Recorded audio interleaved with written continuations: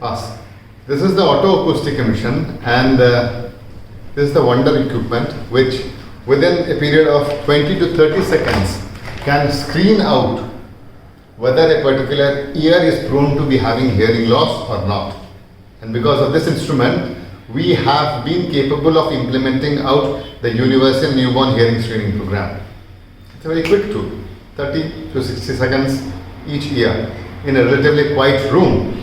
This is further revolutionary because it actually proved out that our ear is very much living. By living I mean to say that it's non-linear. You add on something to it and it returns you back something else based upon the modification that the ear has to put into it. If we hear the story, it is something like this. Bakesy got a Nobel Prize. He got a Nobel Prize because he discovered out that the moment there is a sound coming into the external ear and then it gets transmitted into the middle ear. This is the middle ear, no? Malleus, this is the malleus, this is the incus, and that's the stapes, the smallest bone of the body. And this three bones are vibrated and they pass on the information to the cochlea inside. And there is a basilar membrane where a wave is created. This particular basilar membrane is tonotopically coded, means it is based upon the frequencies. That is, at the base we have 20,000 Hertz and at the apex we have 20 Hertz. So based upon the peak of the wave, a particular frequency is determined. That's what Bakesy found out by modeling out dead or cadaver ears, by making models of the cochlea and generating out waves. But the entire thing is supposed to be happening out inside a space of approximately this much or smaller, the size of a peanut, 20 to 20,000 Hertz. It remained a mystery.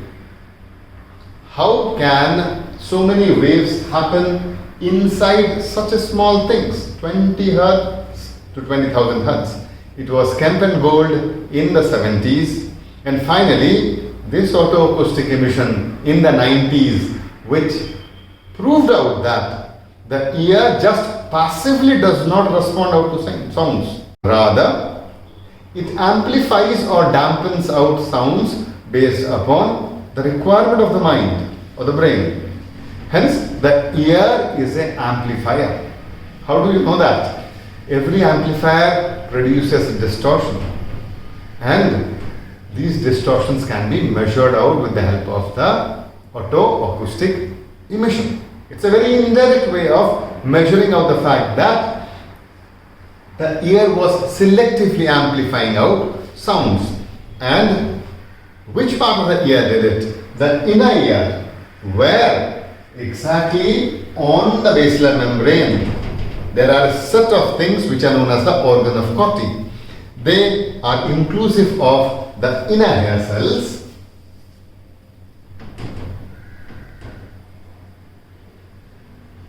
one row as we know, and 3 rows of the outer hair cell. This may be the row 1, this may be the row 2, and this may be the row 3.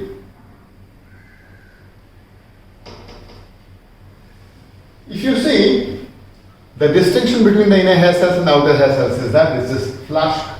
These are test tube shaped and these are flask shaped. Furthermore, the cilias are embedded in the tectorial membrane, while the cilias of the outer hair cells are not embedded in it.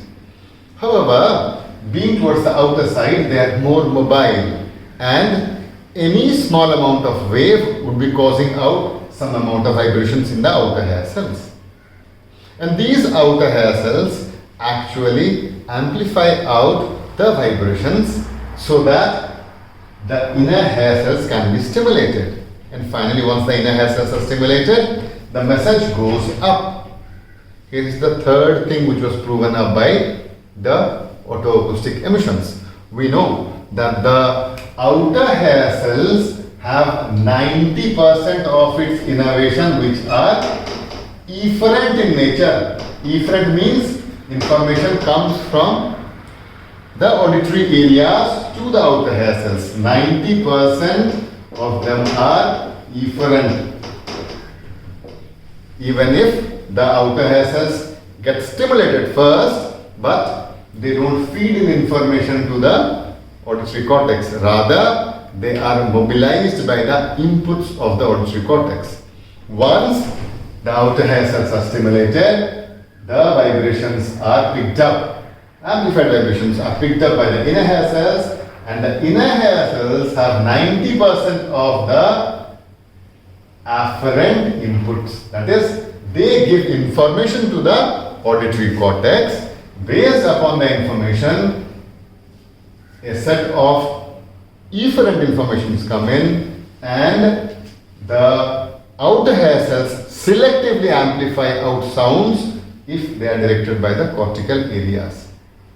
So the outer hair cells would actually be working out as inhibitory or facilitating bodies. And the otoacoustic emissions, may it be DOE, DPOE, which are used in clinical practice, check out whether these outer hair cells, these three green layers, are functioning or not.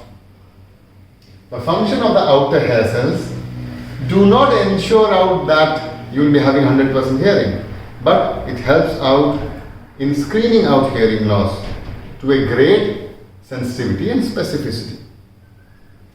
The last thing which the otoacoustic emission contributed was, as we found out that the outer hair cells are responsible for amplification of sounds of moderate intensities, that is the level of conversation till 60 decibels, new hearing aids which are put up, these new hearing aids started programming or started working upon more to amplify out these softer intensities, because the outer hair cells are very mobile, they are prone to be damaged out, and the function of the outer hair cells are to be taken up by the hearing aids.